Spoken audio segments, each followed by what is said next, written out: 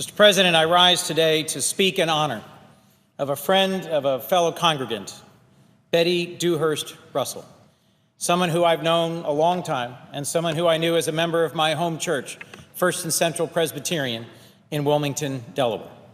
Earlier today, Betty passed away, and I am so honored to have an opportunity here on the floor of the Senate to briefly recognize her for her remarkable service to the United States and for her great and soaring spirit.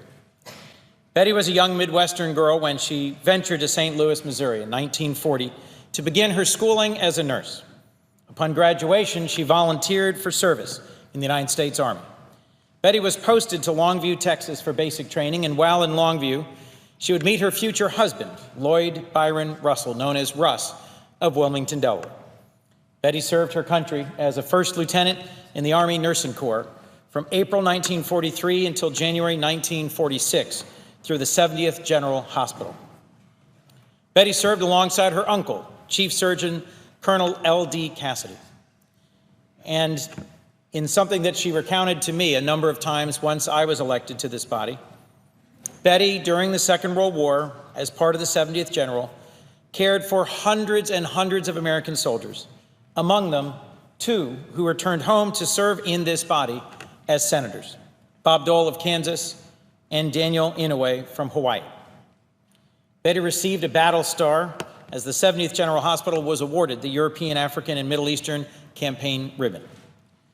Betty was understandably proud of her service, saving so many American lives.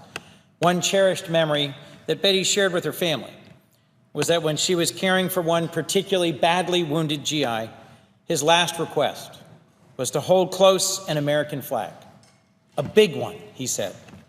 She went to the Red Cross, and they gave her a big American flag. She spread it over his body.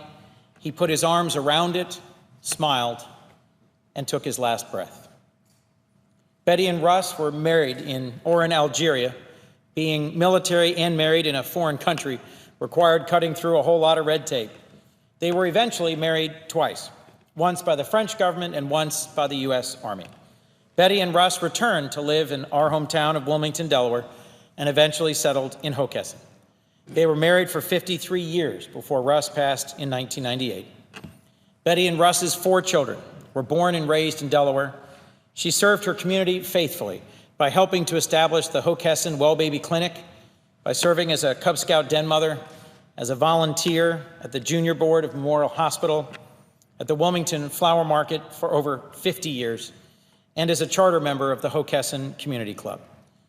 Betty was also a longtime board member of the Lamborn Library and Friends of the Library in Hockessin, and a faithful member of First and Central Presbyterian Church for 70 years.